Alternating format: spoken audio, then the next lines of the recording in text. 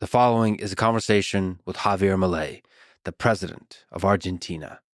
He is a libertarian, anarcho-capitalist, and economist who campaigned with a chainsaw that symbolized his promise to slash the corrupt bureaucracy of the state. He stepped into the presidency 1 year ago, with the country on the brink of hyperinflation, deep in debt, and suffering from mass unemployment and poverty. He took this crisis head-on, transforming one of Latin America's largest economies through pure free market principles. In just a few months in office, he already achieved Argentina's first fiscal surplus in 16 years, and not just avoided hyperinflation, but brought inflation down to its lowest in 3 years. We discuss all of this in detail, both the successes and the challenges. His depth of knowledge of economic principles, metrics, and data was truly impressive and refreshing to hear from a world leader. But even bigger than the economic transformation of Argentina, Javier represents the universal fight against government corruption and the fight for freedom, economic freedom, political freedom, and freedom of speech. He has many critics, many of whom are part of the corrupt establishment he is seeking to dismantle, but many are simply Argentinian citizens, scared of the pain his radical policies may bring, at least in the short term. But whether one disagrees with his methods or not, no one can deny that his presidency marks one of the most ambitious attempts at economic transformation in modern history, and that Javier Milei is truly a force of nature, combining the rigor of an economist with the passion of a revolutionary in the fight for freedom of a nation he loves. Argentina is one of my favorite countries, so I sincerely hope he succeeds. This interview was conducted with the president speaking Spanish and me speaking English, with an interpreter simultaneously translating. We make the episode available, overdubbed and subtitled in both English and Spanish, thanks to our great friends at 11 Labs. If you're watching on YouTube, you can switch between English and Spanish by clicking the gear icon, selecting audio track, and then choosing the language. Same with the captions. If you're watching on X, I'll post both Spanish and English versions separately. If you're watching on Spotify or listening elsewhere, I'll probably only post the English version. This is a first time for me doing something like this in a foreign language. It was challenging, but illuminating. I hope to continue talking to many world leaders for 2 to 3 hours in this way, including Volodymyr Zelensky, Vladimir Putin, Narendra Modi, and Xi Jinping. I want to explore who they are, how they think, and how they hope to help their country and humanity flourish. And now, a quick few-second mention of each sponsor. Check them out in the description. It's the best way to support this podcast. We got 8 Sleep for naps, NetSuite for business, BetterHelp for your mind, AG1 for your health, and LMNT for electrolytes. Choose wisely, my friends. Also, if you want to get in touch with me for whatever reason, go to lexfriedman.com/contact. And now, onto the full ad reads. I try to make these interesting, but if you skip them, please still check out our sponsors. I enjoy their stuff. Maybe you will too. This episode is brought to you by 8 Sleep, and it's Pod 4 Ultra. The pod part is the thing that measures all the data from your body and cools the bed on each side of the bed separately. And then there's the Ultra, which is the base that goes between the mattress and the bed frame. It can control the positioning of the bed. It's really incredible technology. They sent me some notes that are in theory supposed to be helpful. And it says celebrities who use the pod: Elon Musk, Mark Zuckerberg, Lex Friedman. I am a celebrity. Dr. Andrew Huberman, Dr. Peter Attia. I didn't get a doctor. I do think doctor in front of the name is a useful thing for people that obviously got a PhD or medical doctors. I think it's a useful shorthand to sort of let people know that there's some kind of expertise here. But there was a funny moment where I got a chance to get dinner with Andrew Huberman and Peter Attia, and the person that sat us down for dinner said, Dr. Huberman, Dr. Attia, Mr. Friedman. And I kind of teased him about it, but obviously I enjoy being called Mr. Please never call me doctor. And also just call me Lex. It really doesn't matter. And definitely, I don't think of myself, nor do I think I am a celebrity. Anywho, they have a special Black Friday offer. If you go to asleep.com/Lex and use code Lex, you'll get up to $600 off your Pod 4 Ultra purchase when bundled. That's asleep.com/Lex. This episode is brought to you by NetSuite, an all-in-one cloud business management system. For some reason, I just thought of Mark Andreessen, one of the great minds in Silicon Valley in tech, and I probably should talk to him soon. I've had several conversations with him, and I've listened to him on his own podcast and sort of speak and tweet about just there's a depth of insight about how much should tech entrepreneurs care about government, about the way government works, about how to communicate with politicians, all that kind of stuff in order to have some regulation, but not too much regulation so that they can build epic shit without government getting in the way unnecessarily. Actually, a company 11 Labs that helped with the translation and the dubbing for this episode. An incredible group of folks, great engineers, just a great company. I've been having a lot of conversation with the CEO, and I think they're doing a truly beautiful thing, breaking down the barriers that language creates and doing that in a way that's, accessible to a lot of people. It's still at this time very, very expensive, but it's cheaper than it would be done by human, and hopefully better and better. As the technology improves, I really want to be playing with this technology. But the thing I want to comment on is just a great company and a great business and a great set of folks. And so I care about the running, the functioning, the ways of such great companies. How's that for a segue? NetSuite helps you.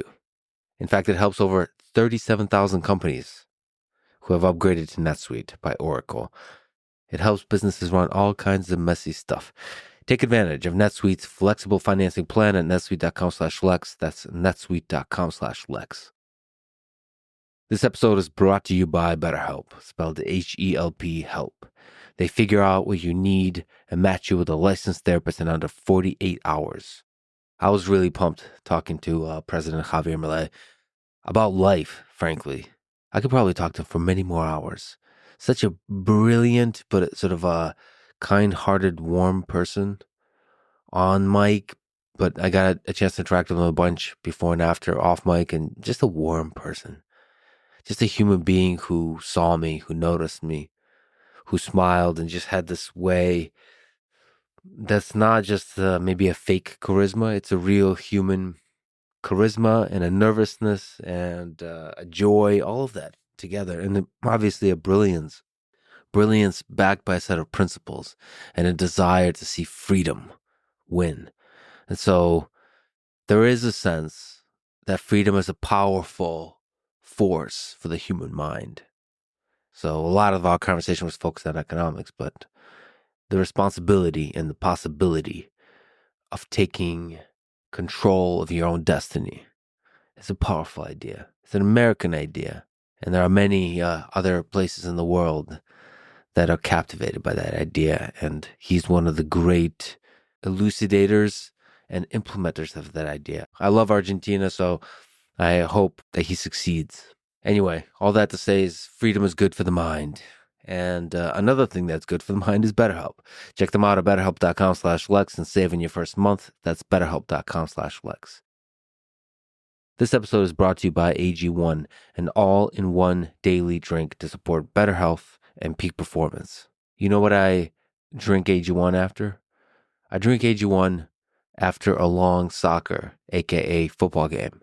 I used to play a lot of both soccer and football. Obviously, I played a lot of soccer in childhood. I say that obviously because most of the world, except the United States, that's kind of the sport that every kid plays because it's so accessible.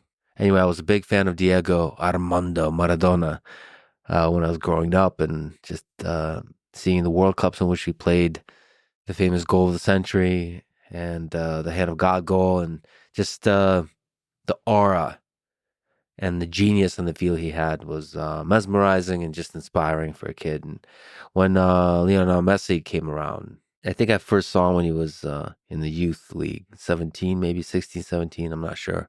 He was just, there was something else. There was just genius there. And I do consider it a huge gift to humanity that, his genius only developed, it grew, it flourished.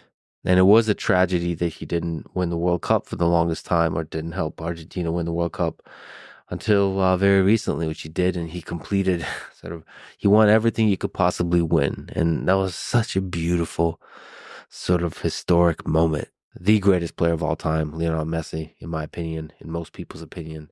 And I do hope to talk to him. And this experiment, this chance I got to talk to Javier Milei with an interpreter and all this mess, and I apologize if I screwed it all up in different ways.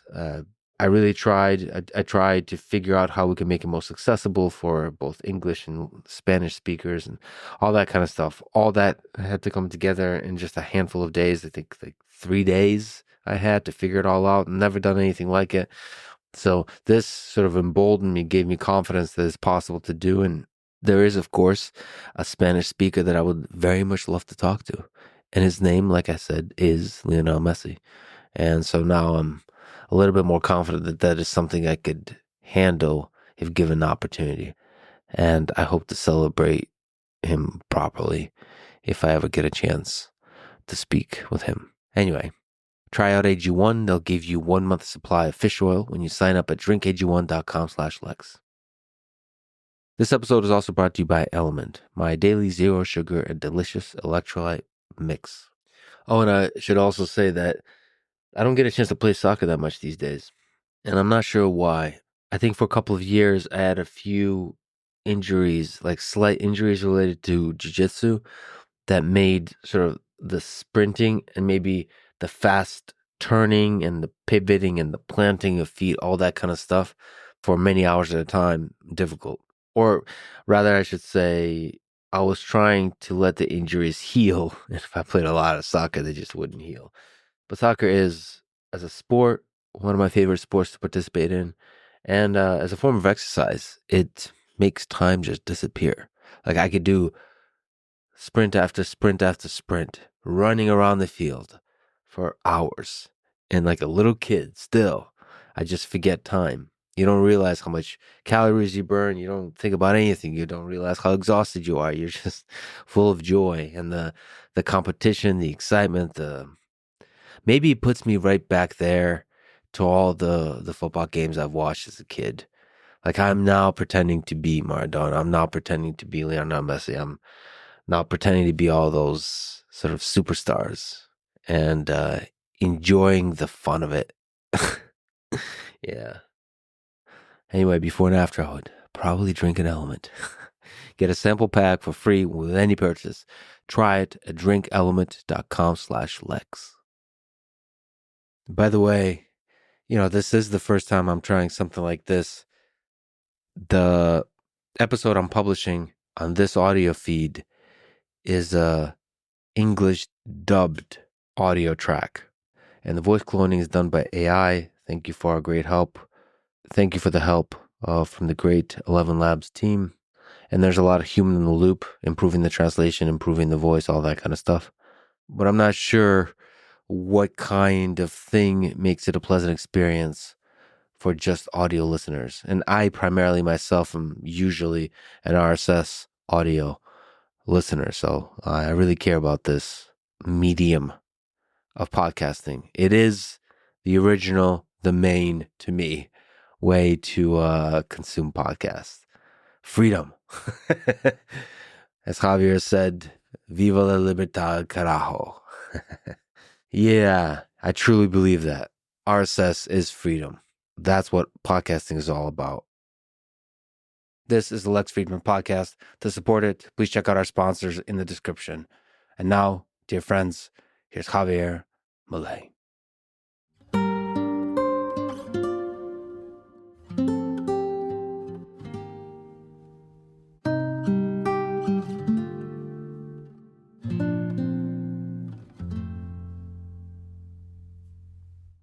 When did you first understand the value of freedom, especially economic freedom? Well, actually, I came to understand the ideas of freedom. As an economic growth specialist back in the years of 2013 to 2014, I could see that per capita GDP statistics over the last 2,000 years of the Christian era essentially looked like a hockey stick, indicating that per capita GDP remained almost constant until around 1800, after which it accelerated sharply. In the same context of that phenomenal increase in productivity and per capita GDP, the population had multiplied sevenfold over the preceding 200 years. So basically, in economics, that means you get increasing returns, and the presence of increasing returns implies the existence of monopolies, concentrated structures, and according to traditional neoclassical economic theory, the presence of monopolies and concentrated structures is not a good thing. But at the same time, one could see that living standards had increased tremendously and that middle-income people ended up living far better than emperors did in the Roman era, and the population had gone from having 95% of people in extreme poverty to less than 10%. And in that context, the question was how it could be that something that had lifted so many people out of poverty, that had improved human conditions so much, could be something bad for economic theory, meaning something was not right. So, in that context, I remember that one of the people who worked on my team suggested I read an article by Murray Newton Rothbard called Monopoly and Competition. I remember reading it like it was today. And after reading it carefully, I said, everything I've taught about market structure in the last 20 years in courses on microeconomics is wrong. This caused a very strong internal commotion in me, so I called this person who used to work with me, and they recommended a place to buy Austrian School of Economics books. And I remember I bought at least 20 or 30 books, which I went to pick up one Saturday afternoon. And when I visited the bookstore, I was fascinated by all the stuff they had there. So I went back the next day and I started calculating how much money I needed to pay for my dog's food. That's my four-legged child. And how much I needed to spend on the taxi fare and food. And then, with what I have left, I spent all of it on more books. And then I started to read very intensively. And I remember, for example, the experience of reading Human Action by Mises, and this was a book that I didn't know about. And I remember that on the following weekend, I started to read this book right from the first page, and I didn't stop until I finished it, and that was a true revolution in my head. And having the chance to read Austrian authors like Rothbard, Mises, Hayek, Hoppe, and Jesus Huerta de Soto, or others like Juan Ramon Rallo, Philip Bagus, and Walter Block, for example. That was very inspirational. And at one point, I got the opportunity to read related to the works of Alberto Venegas Linchijo, and I also had the pleasure and honor to meet him. And today, we are actually friends. So that paved the way for me to approach the ideas of freedom. And another book that was a very significant influence and impact on me was The Principles of Political Economics by Menger. It was truly eye-opening. Or let's say, for reading Eugen von Böhm-Bawerk, these were things that really challenged all of my former thinking. I had a vague idea and poor about the Austrian school. The only thing I had read about the Austrian school until then had been Money and Time, a very good book by Garrison, but But now that I understand a little bit more about Austrian economics, I know that it was rather poor. This doesn't mean that the book isn't good, but there were a whole lot of things to read that ended up being truly fascinating.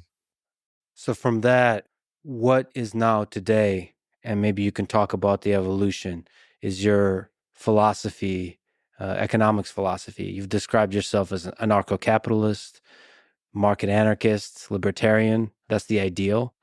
And then maybe in practice and reality, you've said that you're more of a minarchist.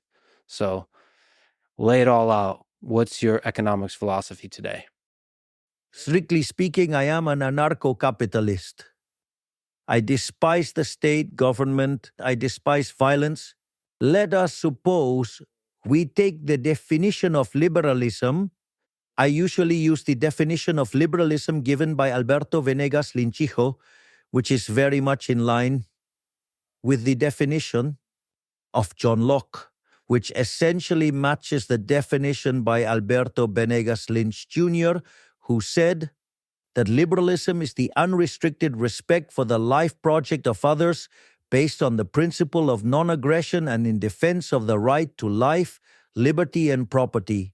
So I frame all of the discussions within those terms, and the fact is that when you get to that notion, I would dare say that you become an anarcho-capitalist de facto. And what that describes, it is an idea which represents my ideal world. I mean, that is the ideal world. Now, real life poses a whole lot of restraints, and some of those you can lift, and those restrictions and others you can't. So, in real life, I am a minarchist. I advocate for minimizing state size. I try to remove as many regulations as possible. In fact, that is what I used to say during my campaign, and let's say that is what I'm now carrying out. We have just carried out the largest structural reform in Argentine history. It is a structural reform that is 8 times larger than Menem's, which had been the largest structural reform in history. And we did that with 15% of the representatives and 10% of the senators. Furthermore, we have a deregulation ministry where basically every day we eliminate between 1 and 5 regulations. On the other hand, we have 3,200 additional structural reforms pending, to the point that the day we finish all these reforms, we will be the freest country on the planet, with the consequences they have in terms of well-being. Think about this. When Ireland started market reforms just over 40 years ago, it was the poorest country in Europe. Today, its GDP per capita is 50% higher than that of the United States. So, I have a current situation, and what I am constantly looking for, whether from my academic works and my outreach notes and books, is the world we have today. That every day we are closer, that every day we gain more freedom, because there are some very interesting things here. First, I would like to quote Milton Friedman. There is a moment when they do an interview with Milton Friedman and they ask him about liberals, and then he says that there are 3 types of liberals. There are the classical liberals, where, for example, Adam Smith or Milton Friedman himself could fit. Some say that Hayek could fit into that category. For me, Hayek is a minarchist. Then you have the minarchists, where you could clearly find in that place Mises, Hayek. One could find in philosophical terms Nozick, and basically Ayn Rand. And at one point, Milton Friedman, based on his own son, he says, but if you look closely, there are some who are anarchists. Let's say, probably from my point of view, the person who has been the greatest inspiration in my life is essentially Murray Newton Rothbard. So therefore, there are 2 dimensions. One is where I want to go, and the topic is where I stand. So the most important thing is to try each day to advance further toward that ideal of anarcho-capitalism. In that sense, Sometimes we face strong and harsh criticism regarding that ideal vision. I think that's the nirvana fallacy. If you compare yourself against paradise, everything is horrible and miserable, but you don't live in paradise. You live on earth. Basically, what you need to understand is something called the state conditions. Let's suppose that you don't like rectangular tables, you prefer circular tables. Now, the reality is, I have only a few hours until I go and catch my flight, and the table is rectangular. You like a circular table, a round one, but there isn't one. What you have is a rectangular table. So either we do the interview here or we just can't do it. So what do? You adapt to the current conditions. This is what there is. Now, so then you have some restrictions that you can change and others that you cannot. The idea is to modify all the ones that can be changed in the short term and start working on those that can be modified in the medium or long term. For example, if you really like round tables, perhaps the next interview we may do at a round table, we're going to try and solve it.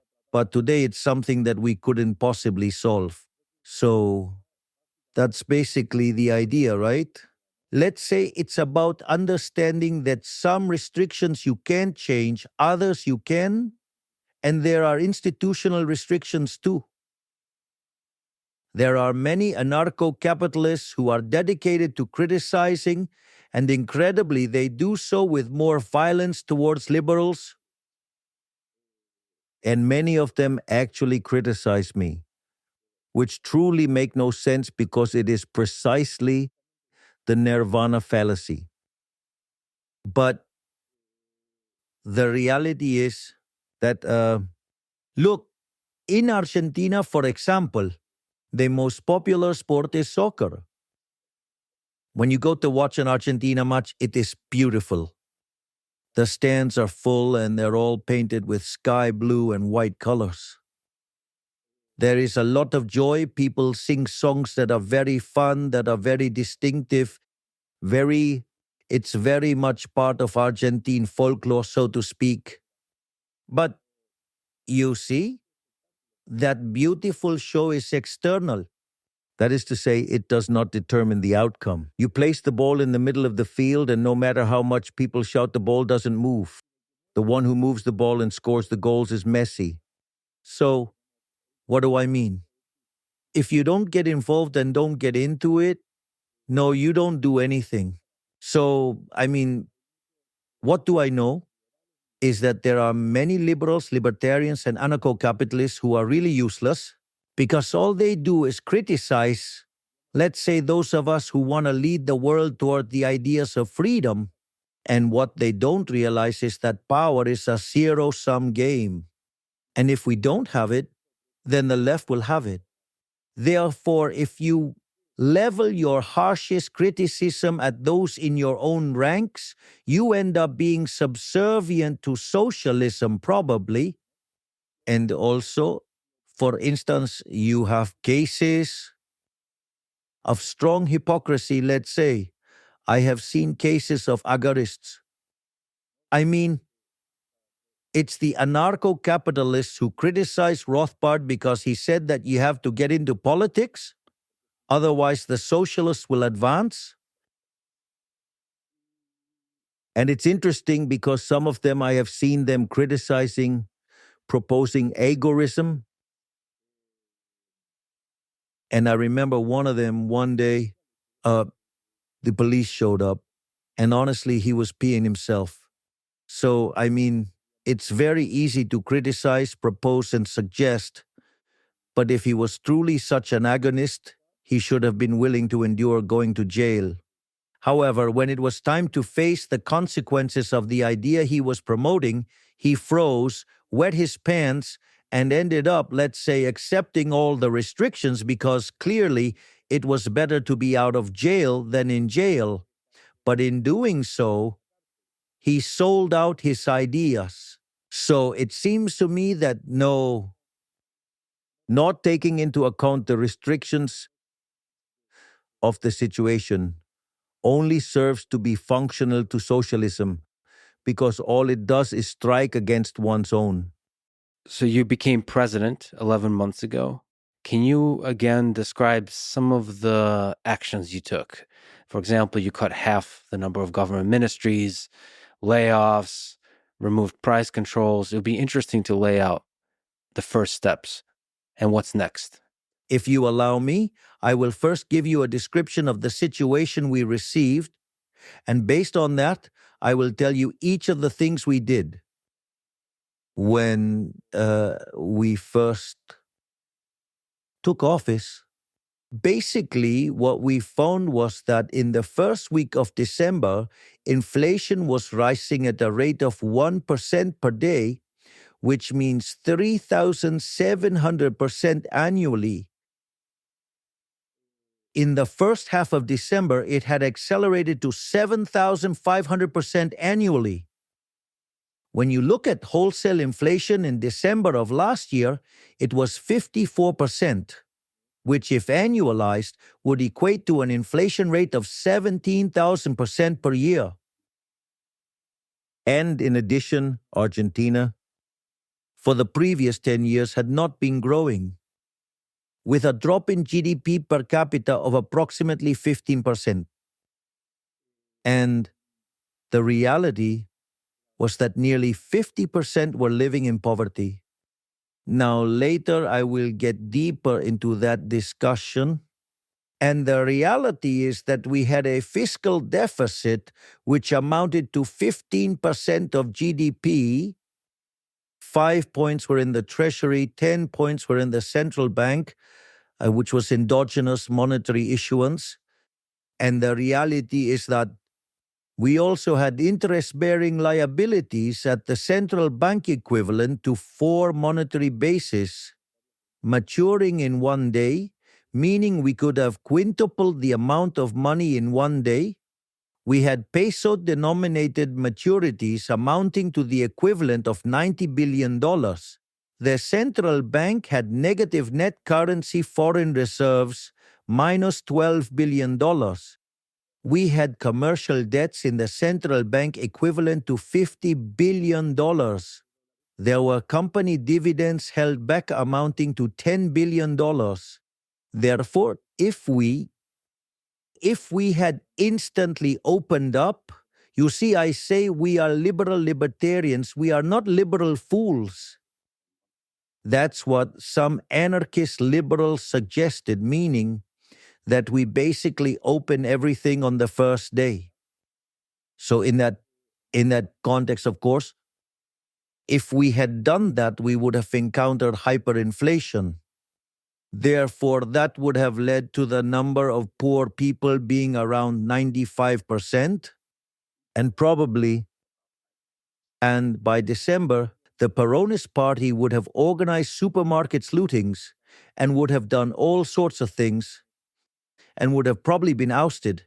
And by the first part of the year, the Peronists would have gone back to office. So to us, it was crucial to end fiscal deficit. One of the things we promised during the campaign had been to reduce the number of ministries. And indeed, we reduced to less than half the number of ministries because we went to 9 ministries. Today we have 8. We have also laid off a large number of civil employees. Today I can say that we've already dismissed about 50,000 of them. And we practically don't renew any contracts unless the positions are absolutely necessary. At the same time, we have stopped public works and we have eliminated discretionary transfers to the provinces. We have also diluted public sector wages. Also, we have eliminated economic subsidies by restoring utility rates to the right levels. And and in that, let's say in this context, we achieved fiscal balance as far as the Treasury is concerned. This is very important because in the last 123 years, Argentina had a deficit for 113 of them, and in the 10 years it did not have a deficit because it was not paying the debt. So that was absolutely false. And they told us it would be impossible to do that. We had planned to do so within a year. And they said it wasn't possible to adjust by more than 1 percentage point. And we achieved fiscal balance in the month of January, that is the first month of administration. At the same time, we also cut social plans linked to intermediation. This is very important because we knew we were going to make a very tough adjustment, and we knew that this was going to have a cost in social terms. And we knew that we had to offer support during the first month, the first quarter and second quarter in office. One of the things we did was to eliminate what are known as poverty managers, that is, intermediaries. Basically, people have a card through which they receive assistance, but it happens that they had to provide a counter service, and that counter service was verified by a group called the Piqueteros. So, in that context, when they were going to sign, the counter service took away half of the money. So, by removing that payoff, they stopped extorting them, stopped stealing their money, and with the same amount of money, they received double the resources. And of course, we also provided an additional boost. So, let's say that this is related to the 5 adjustment points in the Treasury.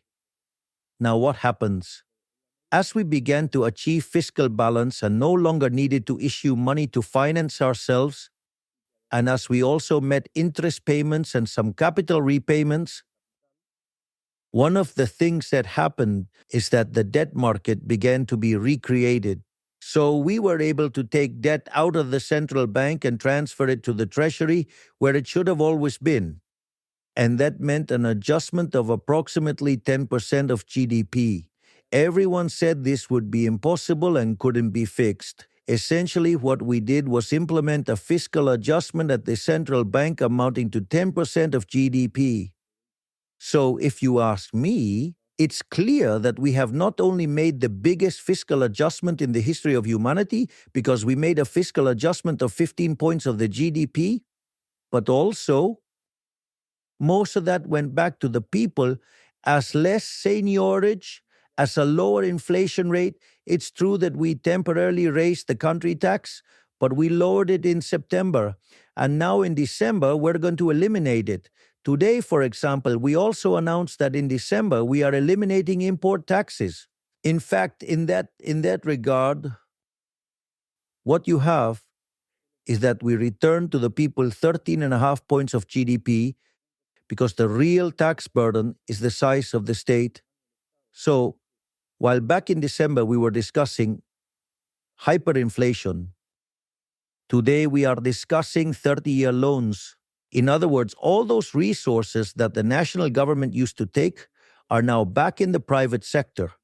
And that's what has allowed it to be very dynamic. And this has 2 very strong impacts. The first one is that if you look at wholesale inflation, it went down from 54% to 2%. So it went down by 27 times. It was divided into 27. So we had inflation at a rate of 17,000% annually, and it's now close to about 28% a year. But it's not only that. You could consider consumer inflation. The latest consumer inflation rate was 2.7%. Now it happens that we, essentially due to a matter that is related to the central bank's balance sheets and also due to the debt stocks, we still have controls in place and we are eliminating restrictions day by day. Now, the interesting thing is that we have a 2% monthly devaluation standard, and there's international inflation, of course, which means that you then have to subtract 2.5 points from the inflation observed by the consumer. This indicates that inflation in Argentina, the true inflation, not the induced one, but the actual monetary inflation, is 0.2% per month. At 0.2% per month, this equates to 2.4% annually. What I'm saying is, the original discussion was about whether inflation could reach 17,000%. Now we are bringing inflation down to levels of 2.5% annually, and that is amazing. And we achieve this by considering a number of factors.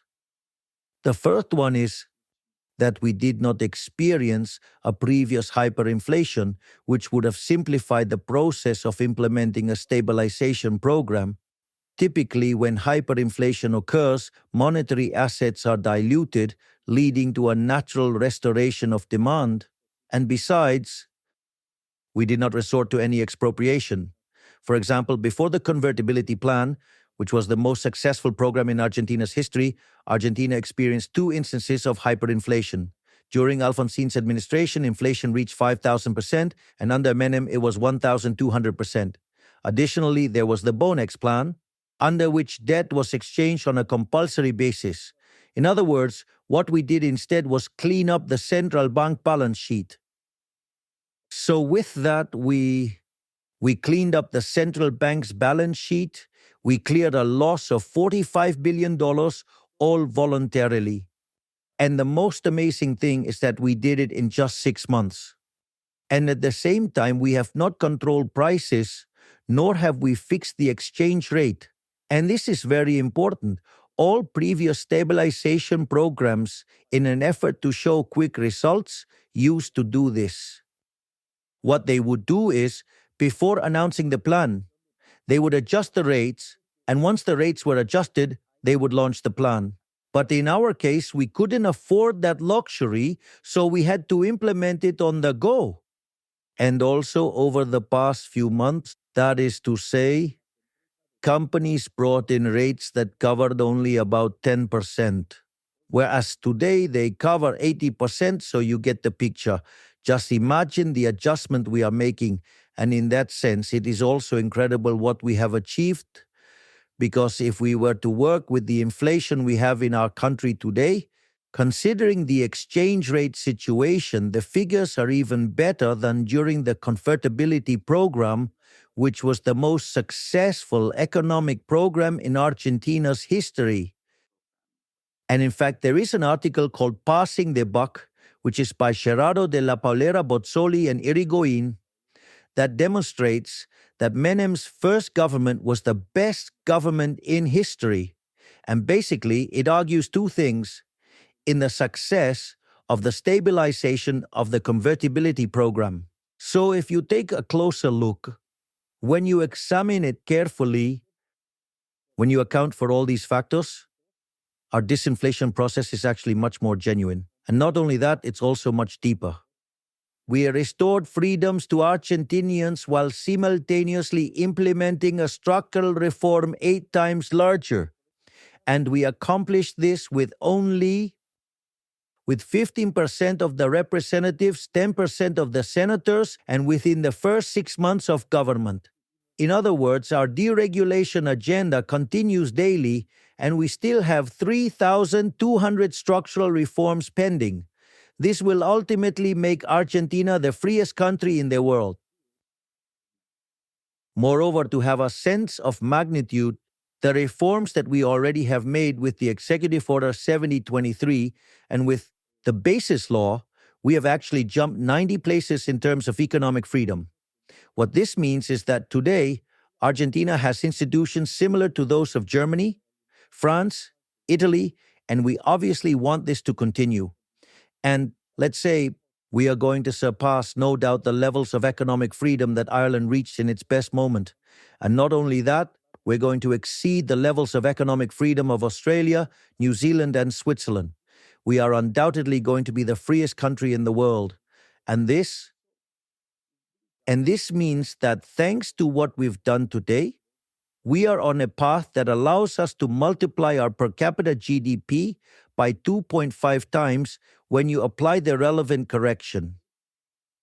And this, of course, is something very interesting because it implies a huge increase in well-being. And furthermore, Today, the Argentinian economy is already strongly and amazingly recovering. And we can say analysts' hypotheses were suggesting that next year we would be growing between 5 and 6%.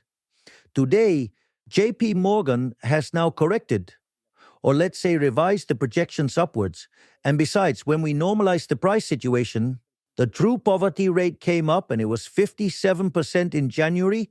Today it is at 46%, meaning we lowered poverty by 11 percentage points. Let's say, it seems truly like a miracle. And not only that, but actually not a single job was lost in the process. When it comes to all of this inflation reduction process, people said that our economy and economic activity would collapse. And actually, when you look at the deseasonalized data, you see that in August there was a recovery that took us back to December levels. That means that in the year we made the largest fiscal adjustment in the history of humanity. We will end up with less inflation, fewer poor people, better real wages, and additionally a GDP higher than what we started with. And if you look at it in dollars, I can assure you that the numbers are phenomenal. Because basically today the dollar is below the levels we had when we took office. So the reality is that, and all of this, when you take my popularity levels and the government's acceptance levels, today they are above the moment we assumed office. If you know that the moment of maximum popularity is when you take office. Therefore, this means that far from resting on our laurels with this, we're going for more reforms. We're going to deepen the reforms, and I tell you, we won't stop until Argentina is the freest country in the world. Furthermore, a recent work by an Argentinian economist named Juan Pablo Nicolini was presented at the central bank's monetary meetings, and he works at the Federal Reserve, and it's interesting because he shows that only on the basis of what we have done in fiscal matters, it ensures that in the span of 10 years, we can double the GDP per capita, meaning that Argentina could grow at rates of 7% annually, which is very much, and that has strong consequences in terms of improving quality of life, reducing poverty, reducing indigence. Therefore, if during the worst moment our image didn't suffer and we stayed strong in our ideas, now that everything is working much better, why should we change?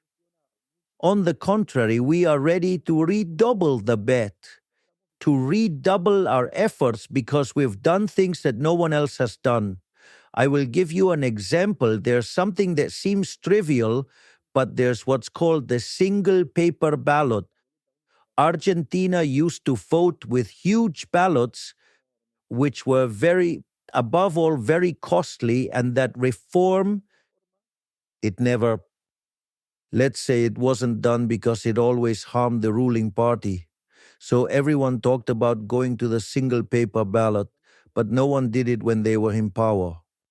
They didn't want to implement it because they preferred to commit fraud or use some kind of trickery to avoid applying that rule that makes the election more competitive.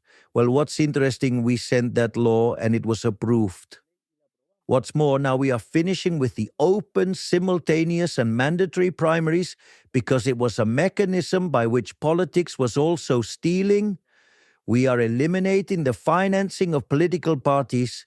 If you look, we have reduced the fiscal pressure by 15 points to the Argentinians. We are restoring freedoms with a deep set of structural and regulatory reforms. That is, I think that any sensible liberal could perceive we are already delivering a wonderful government. In fact, it's the best government in the history of Argentina. If the best had been that of Menem, we've already outpaced him. Maybe you can explain to me the metrics of poverty and unemployment. As you said, unemployment went down, real unemployment went down, real poverty went down. But even that aside, what have been the most painful impacts of these radical reforms, and how many of them are required in the short term to have a big positive impact in the long term? Let's take it step by step, all right? That is, we started to do things right, therefore we did not create poverty. The poverty was an inherited poverty. The point is that what we did was to reveal it. I'll try to explain it with an example that I think clarifies what's happening in Argentina. Argentina was an economy that had a total price controls. It had a fiscal deficit which was financed through money printing. Just for you, to give you an idea. In the last year, Argentina financed 13 points of the gross domestic product with money printing. In other words, a real disaster. So that situation provoked this artificially demand and puts pressure on prices. The issue is that price controls are applied additionally over the prices that they enter the price index with which inflation was, I'm not saying they were lying about it, it was distorted. And since Argentina measures poverty and indigence by income line, then what happens? That distorted the true levels of poverty, of course. But that's not the only effect. I mean, let's say the real poverty levels were higher, quite a bit higher than those shown by the previous government, which showed them at 41% and also did so on a 6-monthly basis. So if you, let's say, have a growing trend, they are actually leaving you a bomb and you don't see it. Because let's say basically the indicator was measured with a delayed form. But not only that, imagine that you are also given, you are in the middle of an island, alone, and they give you $1 million. What can you do with that? You cannot do anything because you cannot buy anything. It's the same as if someone tells you that the price of glasses is $10, but when you want to buy it, it's not available. Actually, there's a joke told by an Argentinian professor named Juan Carlos de Pablo who says that a man goes to a bazaar and asks for a vase. Then he says to him, "Well, I want that vase. How much would you charge me?"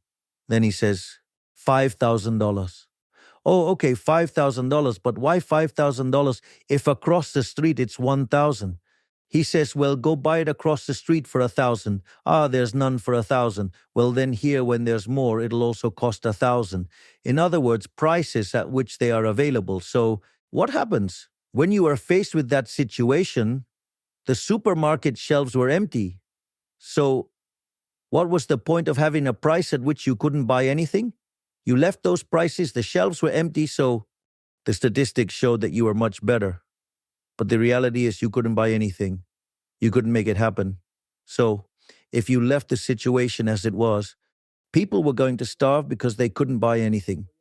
Yes, they had a certain amount of money that could supposedly buy certain goods, but those goods were not available. What is the only thing you can do to save people? Make the prices transparent and allow products to reappear. Well, when you make the prices transparent, you also make transparent the cost of the basic food basket and the total basic basket, meaning the poverty line, the indigence line and the poverty line respectively. And when you do that, clearly you will see a jump in poverty. That brought poverty up to 57%. Now, Argentina found its activity floor in the month of April. From that moment, Argentina began to invent a cyclical recovery. Real wages have been growing every month above inflation. Therefore, nominal wages are beating inflation. In fact, we are already at levels similar to those we had in November. The same goes for pensions. Moreover, also let's say there is a rebound in activity due to the recovery of the stock cycle. Therefore, this is also contributing to more and better paid jobs. In fact, this is so strong and evident that the wages growing the most are in the informal sector. This means that poverty and extreme poverty are decreasing much faster than we imagined. But not only that, by eliminating inflation, you remove the inflationary tax. but the real burden is the fiscal deficit, which was 15 points of the GDP. Okay, we temporarily raised the country tax, now we lower it, but we returned that to the Argentinians. We gave back 15 points of the GDP. Not only that, but also, when you eliminate inflation, you remove the distortion of relative prices, therefore the allocation of resources is much better. Not only that, but also with the strong fiscal adjustment we made, we have reduced the country risk from 3,000 basis points to 770. Today, Fitch raised Argentina's rating to CCC. So, what do I mean? That translates into a lower country risk and interest rates, and that generates an increase in investment, also generates an increase in consumption. In other words, the Argentinian economy is currently in an absolutely flourishing moment. And how is that sustained in the long term? With structural reforms, which we implement daily, deregulating the economy and introducing new laws that free Argentinians from the many oppressive measures that have burdened it over the past 100 years. You've spoken about the caste, the corrupt political establishment. So there's a lot of powerful people and groups that are against your ideas. What does it take to fight when so much power is against you? Look, we have fought against corruption like never before in Argentina. In fact, when we took office, for example, there were about 900 roadblocks per year. That is, people who made a habit of blocking the streets. They prevented free movement. And besides, they were given social plans, and they were given a lot of money. If you remember, when I started by explaining the cuts, one of the things I said was that we removed the middlemen of poverty, in other words, the managers of poverty, those who lived by stealing from the poor. Well, that is a huge source of corruption. In fact, when we did that, 2 days later, one of the most renowned and influential piqueteros called for a demonstration. He claimed that 50,000 people would attend because he was actually expecting 100,000. So he wanted to showcase it as a success. And so then, let's say with the decision made in human capital to cut their funding, the anti-blockade protocol was also enacted, where those who blocked the streets wouldn't receive welfare benefits and those who broke the law would go to jail. All of that. And also, we were informing this through transportation channels. Well, in that march, they expected to have 100,000 people there. And actually, it turned out to be 3,000 people. And from that point on, they didn't block the streets anymore. We also evidently put an end to that corruption. One of the things that also generated a lot of corruption was public works. Another thing that led to significant acts of corruption were the discretionary transfers to provinces. In general, these transfers were made to the provinces with accounting as obscure as possible. So, the national government, in collusion with the governors, let's say, the money ended up being used for other things. Not only that, with which we have already done many things. Furthermore, the Ministry of Human Capital is always filing complaints in court, not in the media, in court. Acts of corruption like never before in Argentine history. Not only that, but also in terms of condemning corruption. That is, we have done, for example, 2 days ago, it was condemned. Cristina Fernandez de Kirchner got a sentence for corruption. I mean, due to corruption, and the next day, that is yesterday, we took away their privileged pensions. At the same time, we have discovered that Kirchnerism used disability pensions for acts of corruption. For example, there is a city that has more disability pensions than people. In other words, to give you an idea of the things being done in Argentina. And also in Argentina, we have restored freedom to the judiciary. We do not pressure the judiciary. And this is so true that during my government, not only was Cristina Fernandez de Kirchner convicted, but also the 2 terrorist attacks carried out by Iran were condemned. So, if there is a government that is truly fighting against corruption, it is us. Not only that, but also with each deregulation, it is a privilege that we take away either from a politician, a prebendary company, or a power group. That is also very powerful. No one in Argentina has ever fought against corruption the way we have. In fact, I will move on to something that is deeply corrupt and one of my great battles. The corruption of the media and social media. That is to say, I removed the official advertising. That's why you will see that even though we generate wonderful news, every week in large quantity, the media speak terribly. In other words, they demand to have a monopoly on the microphone. That is, they are entitled to insult, hurt, offend, and they don't want anyone to bother them. And they expect me not to even respond. That's why a large part of journalism in Argentina hates the X network. And that's why we, the liberal libertarians, love the X network. Because we can all say what we want. However, let's say these supposed journalists who defend freedom of expression, actually what they want is to censor the ideas they don't like. And of course, because they are leftists, because they are wokes, because they can't stand the competition, because if they had to fight face to face, hand to hand, on a level playing field, when it comes to ideas, they would lose because they were a failure in the economic, social, and cultural aspects. And also, we must not forget that those murderers called socialists killed 150 million people. So they clearly cannot fight on equal terms. Therefore, they demand that social networks have censorship and that the truth cannot be told to them. Because when you tell a socialist the truth, they cry, claiming it's hate speech. No, it's not hate speech. It's that you are useless people who have ruined the planet. They have made the planet much worse. And fortunately today, thanks to social media, especially due to the enormous and brave work of Elon Musk and the role of Twitter, today, X, right, allows information to flow, which makes it possible, let's say, to expose politicians and also expose the media. And that's why journalists in Argentina are so violent. Why? Because before they could, for instance, a journalist went and, for example, he would go to a person and he would throw a folder at them and say, if you don't give me X amount of money, I am going to publish all of this and tarnish your reputation.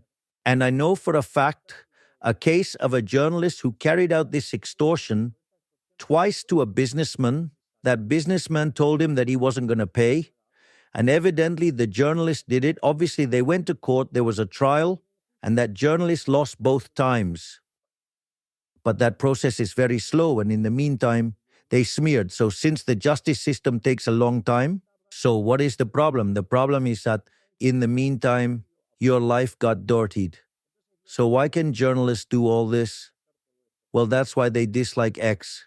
They dislike social media. They dislike the new form of communication because it took away their monopoly over the microphone. And by taking away the monopoly over the microphone, it removed the economic benefits of extortion. So clearly, that's another battle I'm fighting.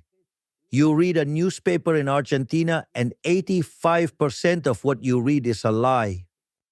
That is to say, the fundamental characteristic of most journalists, not all, but the vast majority of journalists in Argentina, with some honorable exceptions, is that they are liars, slanderers, and defamers. And if the monopoly they demand were still in place, that they want to reign again, I have no doubt that they would demand money in exchange for silence, because that's what they are. They are extortionists, they are thieves, they are corrupt. And then, of course, obviously, when you take away a privilege from a sector, they get upset. Well, welcome to freedom. So you're not only fighting for economic freedom, you're fighting for freedom of speech. Exactly. I fight for freedom in all aspects of life. That is to say, one of the things that seems most interesting to me is that when the Berlin Wall fell, it's true that officially fell in the year 1989, but the reality is that the wall or socialism fell in the year 1961 when they had to build the wall. I mean, they built it because people were leaving communist Germany for capitalist Germany. They realized that those on the Western side were much better off. And of course, to prevent people from leaving. They put, what a wonderful system, right? So, I mean, they had to trap people. They couldn't let them go. I mean, these are such wonderful ideas that they had to apply them at gunpoint. It's no coincidence that they killed 150 million human beings. So, what happened then? The official fall of the wall in the year 1989 made it clear that socialism had failed. In that context, the socialists, they moved the discussion of class struggle in economics and took it to other areas.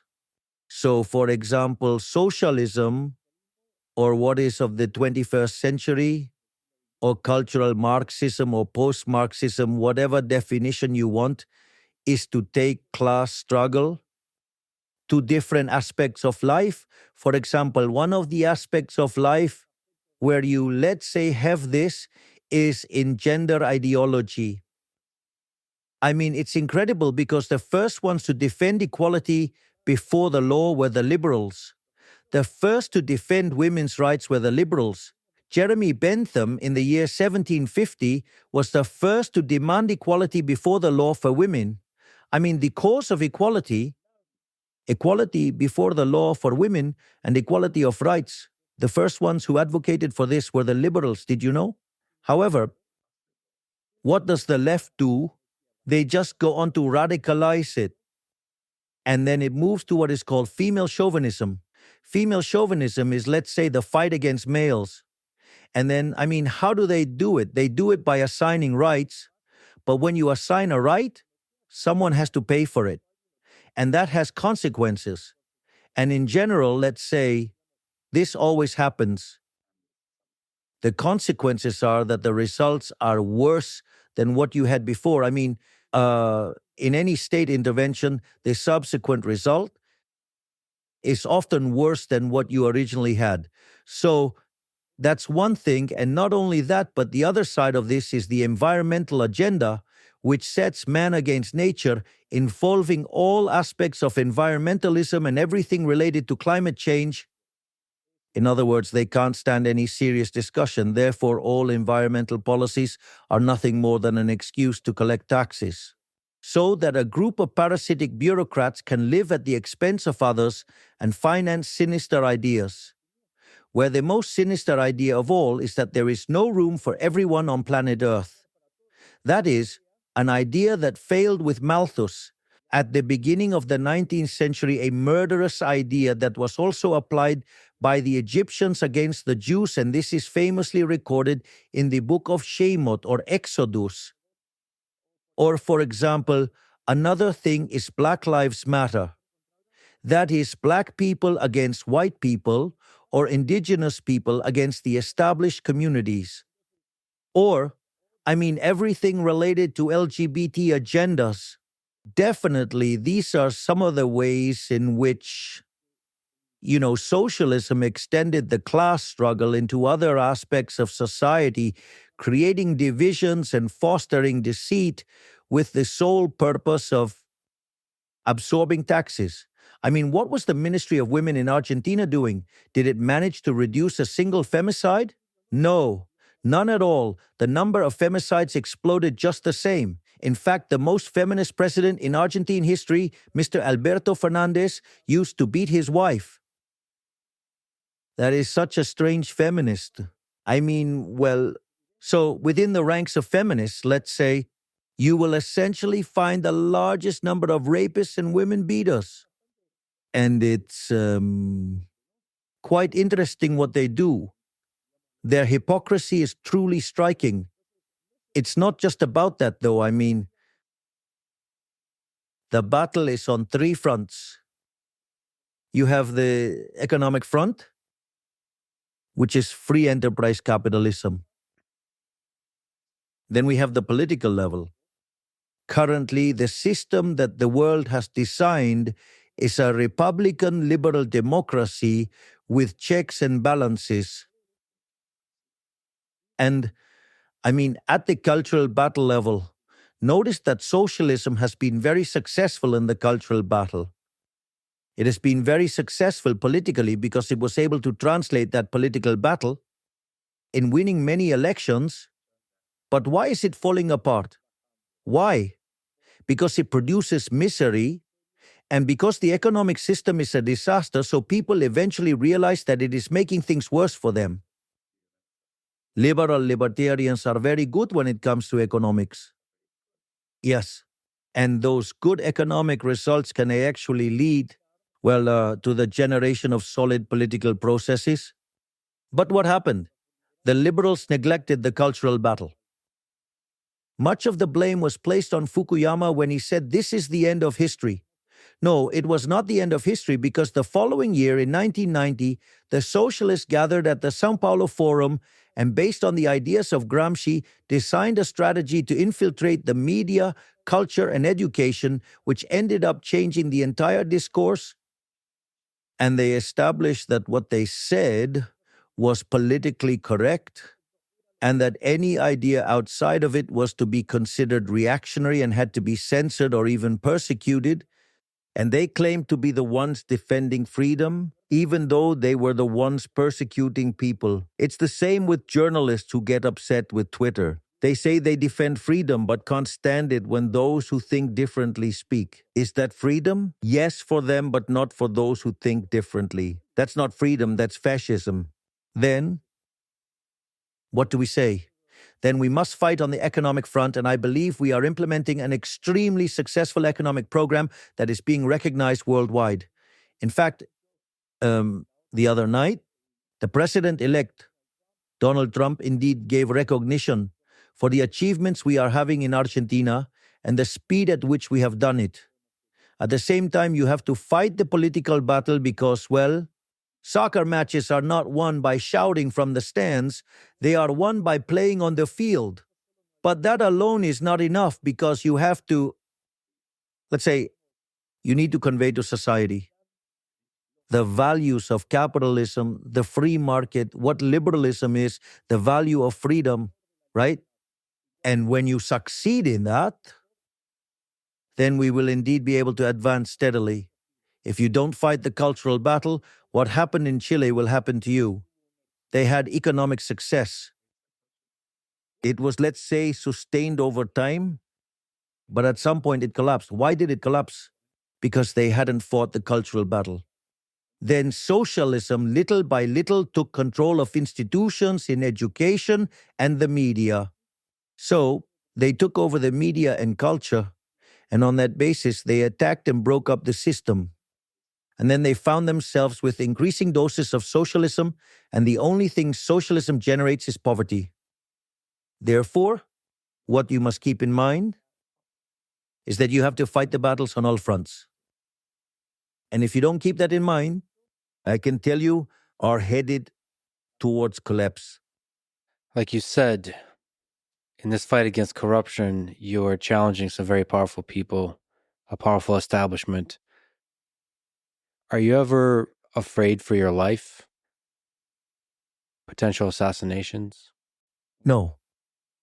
Tell me, what good is it to live life? I mean, in slavery? Look, there is a song by a Spanish singer called Nino Bravo. Just to be clear, he has already left this earth, so we can say he has passed on to the beyond. The song is called Libre. And the song, it tells the story of Peter Fetcher, an 18-year-old boy, who, when the separation was made, and I mean, the construction of the Berlin Wall begins. His family ends up on the western side and he accidentally ends up on the eastern side.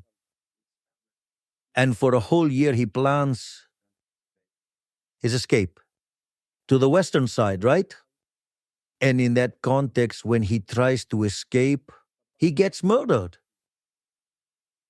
So, really, what is the point of life if it's not in freedom, right? I mean, what is the point of living without fighting for your values? If I am willing to give my life for my values, then what is the point of living without freedom? Look, can I tell you something interesting that happened to me here in the United States? Let's say, back in the year 1998, I came to the United States to take a series of courses to improve my English, which I never use in formal terms because as president, as you can imagine, if I make a mistake, I can create a serious situation. Fortunately, I have an interpreter who is a superstar. And if I make a mistake even in Spanish, he corrects me in the version of the other language. And so back then, in that year, I went to San Francisco and I visited Alcatraz. You're young, but the visit was an audio tour. You got a Walkman and you would choose the different tracks and listen to the story. The most interesting thing is that the Alcatraz tour ended in the recreation yard where the basketball court, exercise areas, and all recreational facilities were located. So anyone would have thought that this was the best part of Alcatraz. And yet, what they said in the guide was that that was the hardest part for the inmates. Why? Because, that recreation area in particular is built in front of the San Francisco Bay. So the inmates could all see how San Francisco continued to build up and evolve and develop every day. While they were locked up in there, they couldn't take part in that. They were confined in that prison. And that made them fully aware of the value of freedom. So, in my experience, for me, the fight for freedom is relentless, okay? My greatest hero in all of human history is Moses. The feat of Moses is like one person alone with his brother, Aaron, both confronting the combined forces of the United States, China, and Russia together. And it was Moses who said to Ramses, "Let my people go." Well, Ramses resisted, and the forces of heaven ran him over. But what I mean is, I don't see any other possible way to live other than with freedom. And I would always fight for full freedom, and I would be at the forefront of this cause. It's a cause that I'm going to die with my boots on. I'm not going to make do with living any other way other than with freedom. I will fight everything I'm going to fight as much as it takes. At least that's the way I feel. So, what good is it to be alive if you're confined? What good is it to be alive if you're not free? It's no good. What good was it for Peter Fetcher to be alive in communist Germany? Well, at least he had a moment of happiness while he tried to escape. Another guy who fights for freedom of speech in this case, is your new friend, Elon Musk. What do you admire and what have you learned from your interactions with Elon? I have a huge admiration for Elon Musk. He is an absolutely unconventional person. He's a great fighter for the ideas of freedom. What he has done on Twitter, now known as X, and how he is helping the world nowadays to wake up once and for all and become aware of the socialist virus, the woke virus. That in itself makes him a hero in the history of humanity. But it's not just that. One of the things that happened to me is that when I went to first talk to him, I thought I was going to meet a successful businessman and that I would have a typical successful businessman conversation who understands business and that some of his business slightly more exotic. But that's the kind of talk you would expect to have. And business people are truly admirable, right? Because they are true benefactors of society. But they're usually very much focused on their own business. And one of the things that really, really shocked me when I met Elon Musk, we had scheduled a meeting for no more than 50 minutes. The first time we were in the meeting, for a little over 45 minutes because he was about to miss his flight. So obviously, if someone as important as him doesn't fly as planned, it has to be rescheduled, and he loses a lot of hours. Imagine, every minute is very valuable. And one of the things that happened was that basically, he brought up the topic of demography, and we started discussing demographics and growth. I never imagined that I would end up discussing demographics and growth with him, you know? And another very fun thing was that something funny he said to me was that since we shared our vision regarding demographic issues and the need to populate the planet, he asked me, now what about you? When are you going to move in that direction? I mean, I said, oh, look, I have 5 children. And he said, well, the 4-legged ones don't count. That was the first meeting I had with Elon Musk. The second meeting was when here at the universities we started seeing anti-Semitic demonstrations where basically Palestinian flags were displayed and Jews were harassed and persecuted.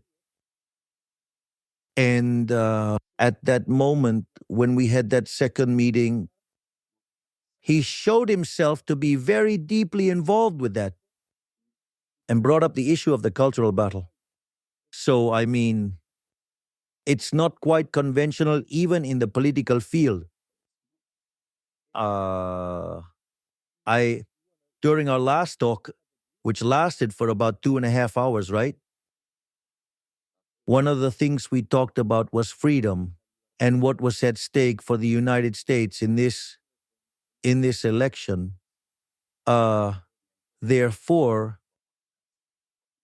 he is a person, honestly, I can say he is well above average. I mean, a person of unconventional intelligence, right? And also he is very charming. So, I mean, again, I have a great admiration for him. And I really interact very closely with him. He is very interested in what our Ministry of Deregulation is doing, which seeks to remove regulations. But at the same time, he works with another person who is also interested in the chainsaw approach. And so, I'm very pleased because they are going to try and replicate the model we are implementing in Argentina. And also, Donald Trump himself is very enthusiastic about this. So, and anything in the way of reducing regulations and cutting public spending and taking government out of the equation means more freedom for the people. So I'm very pleased with what's going on. And with Trump's victory, because the United States will be better off, Argentina is going to be better too. And the whole world is going to be better off. Today, the world is a much better place than it was just a few days ago. Like you said, Elon and Vivek Ramaswamy are heading the DOGE, Department of Government Efficiency.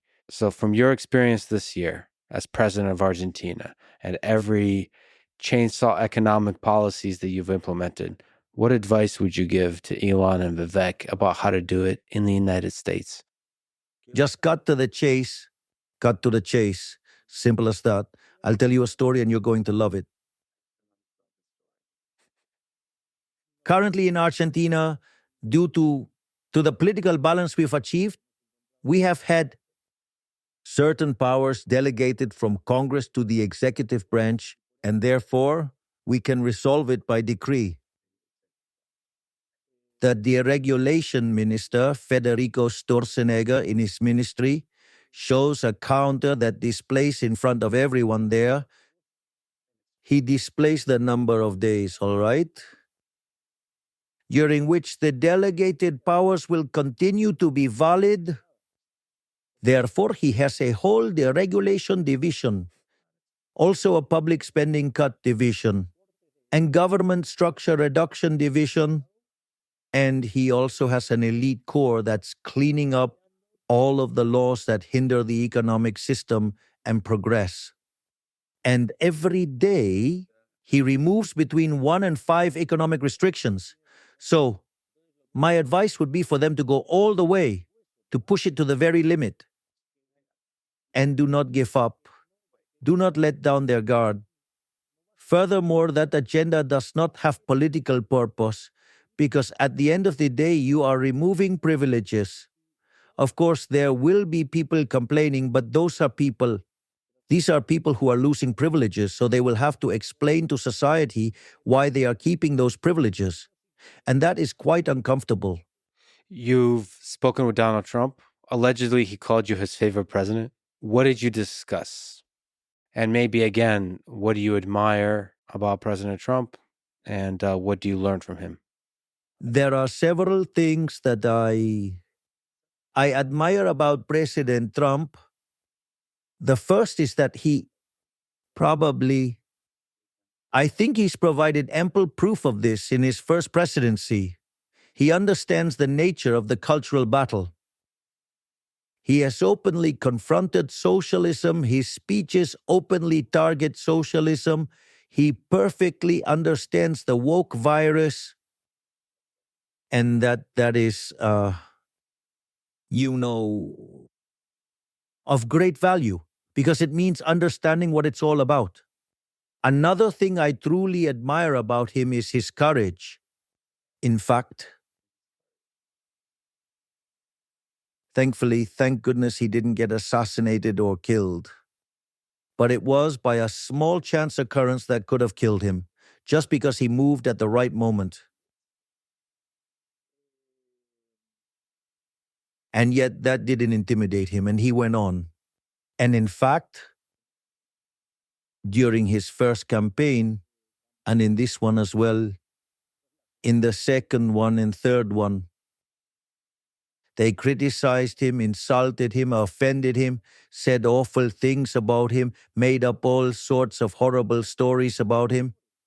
In that respect, I can say I deeply relate, because probably no one in our history has had such a negative campaign from all the media like they did to me. But let's say they were quite similar. This is why it's so interesting, and I was so deeply moved when last night I also got to meet Sylvester Stallone, because Sylvester Stallone talks about, well, how important is that no matter how hard they hit you and keep on hitting you all the time, despite all that, you keep going on and on and on. What I'm trying to say is that so many of Sylvester Stallone's approaches are truly inspirational, don't you think? So imagine I'm about to give the speech and I see Sylvester Stallone, and Sylvester Stallone knows me. It was truly insane. I had to pinch myself. I mean, this can't be true. And besides, well, the people were wonderful with me last night. They've been wonderful today. I've taken hundreds of selfies. I mean, it's truly been, I would say, it's been my break, let me say, after almost a year in office and having to face all sorts of media torture because the journalists who have vested interests and are corrupt are professional torturers. Yes, because they invade your personal life, your family, and your privacy.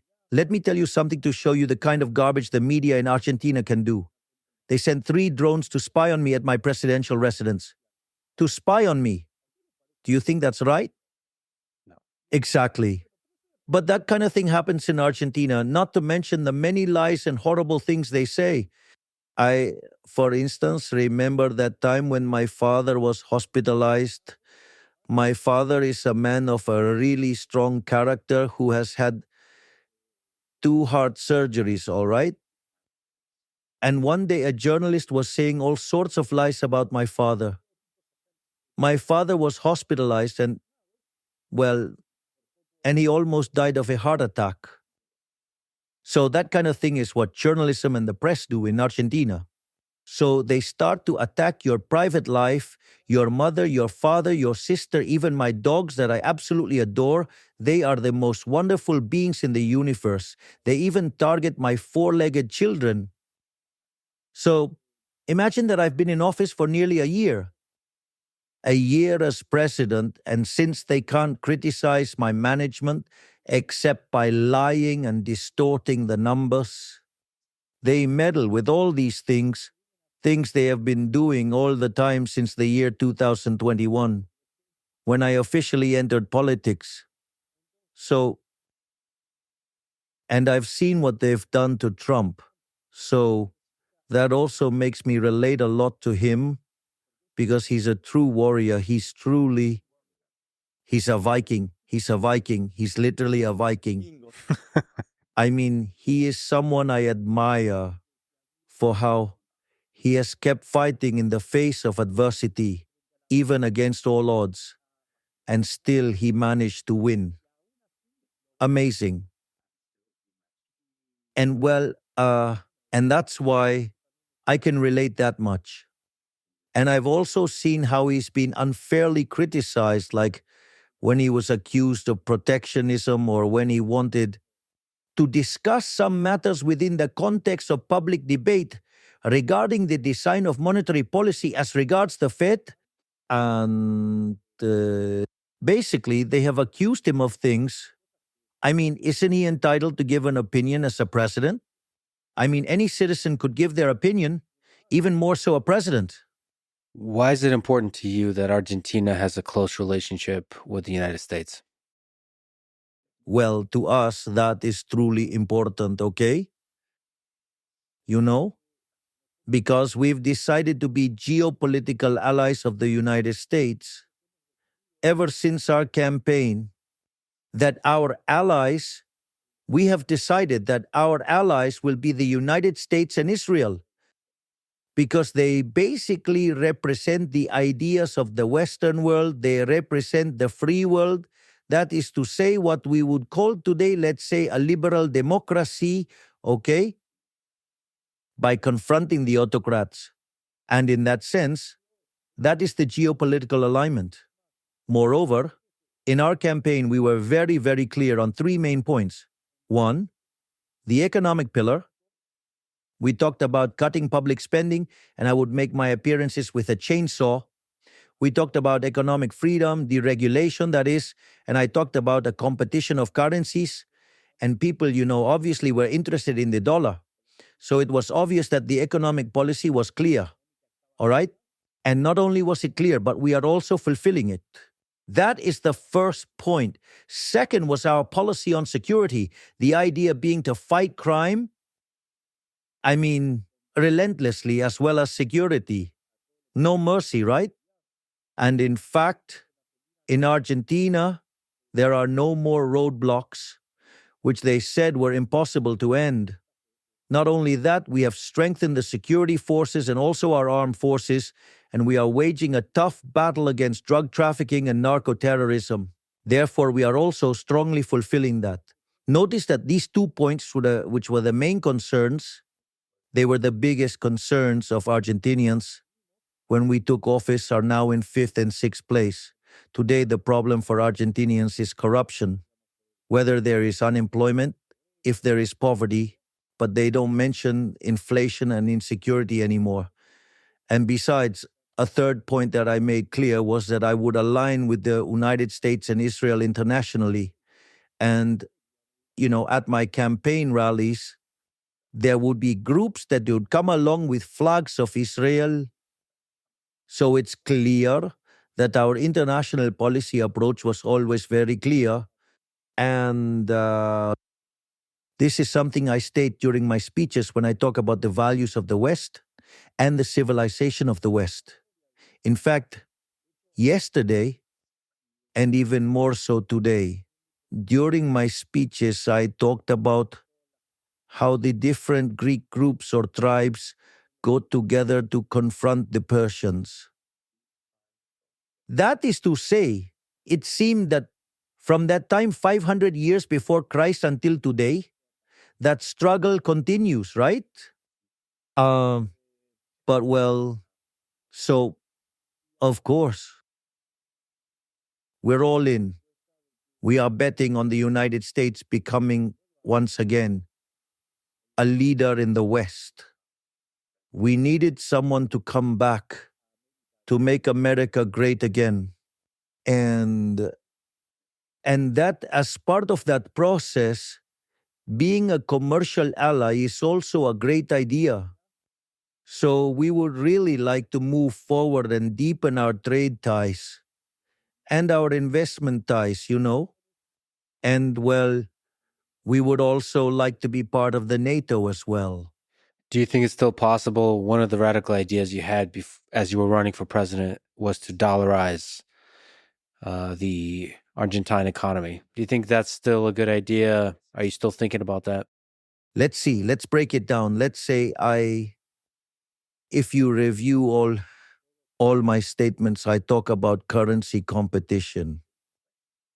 I'm not strictly talking about dollarization. I'm talking about currency competition and eliminating the central bank. If people later decide to embrace the dollar, that is their choice. Ultimately, in the model I propose, what happens is the formation of a currency basket tailored to the needs of individuals. But I won't avoid the discussion. Today, there is currency competition. If, for instance, today in Argentina, you want to make transactions in any currency, you can do it, and it's allowed. Today, there is currency competition. The other thing we talk about is the concept of, let's suppose we were discussing dollarization, we talk about endogenous dollarization. The first point is that you need to clean up the central bank. We had to deal with the issue of the CIRA. That is the central bank's commercial debt, which was $50 billion. We still have to resolve the dividend problem of $10 billion. And in the meantime, we did a write-off and cleaned up the central bank's balance sheet by $45 billion. So you can't just close the central bank if it is bankrupt, because you need to redeem the whole central bank debt, which is about the issuing of money and the interest-bearing liabilities. So once we've finished with the interest-bearing liabilities, it'll leave us with the monetary base. Therefore, today we have a regime where the amount of money is fixed, the monetary base is not growing, and as demand for money increases, since people can use dollars, they don't need to go and sell the dollars and make the peso appreciate, but they can do transactions in dollars. So, as the economy grows, you will have a greater share of dollars relative to pesos. And at some point, the amount of pesos compared to the dollars will be so huge, relatively, that closing down the central bank will be done easily, which means this is working. Of course, if you were to give me the money right now, I would go ahead and dollarize. I'd have no problem with that. For example, I did have a proposal for this, and this could have worked because the largest creditor of the Argentine treasury is the central bank. But central bank bonds were trading at 20 cents. If I had sold those bonds at 20 cents, and nowadays they are trading between 60 and 70, with the whole bunch of Neanderthals that are the opposition, who besides being ignorant in economics, also have bad intentions, I would be in jail today. Let me ask you a very important, difficult question. I'm a huge fan have been my whole life of Diego Maradona and Messi. So, who to you is the greatest football player of all time? The way I see it, I have seen Maradona play, all right? I saw Maradona play in the past. I used to watch him, and I saw him during his last year at Argentino Juniors, before Boca Juniors, in the year 1980, and I saw him in 81. Playing for Boca, I saw him play in the youth selection in Japan in 1979. I truly have immensely enjoyed the talent of Maradona, but without a doubt, the best soccer player of all time, not just from Argentina, of all time, even better than Pelé, is Messi, of course. There is an article which is quite old already now, titled Messi is Impossible. And it looks at all of the positions a soccer player plays in. That is, all positions a soccer player can play in from midfield forward, okay? And the most incredible thing is that Messi is the best in each of those positions. You can be the best in one or two positions. You see, Cristiano Ronaldo, for example, was very good in two areas of the game, so much so that he was almost like Messi, but he didn't take part in the rest. However, Messi is the best one in all respects, but at that time, of course. Nowadays, he is an older player, right? And I'm not sure whether he can still keep that performance on all fronts, but honestly, I have never in my life seen a player like Messi. I have never seen no one like him. For real. If you look at the number of goals he scored, I correct that considering the goal average in the days of Pelé. Compared to Messi's golden era and his career now, the number of equivalent goals is much greater than that of Pelé. Therefore, without a doubt, Messi is the greatest soccer player of all time. Of all time, no one compares to him. But it's not just the numbers or the World Cup win. It's the moments of genius on the field.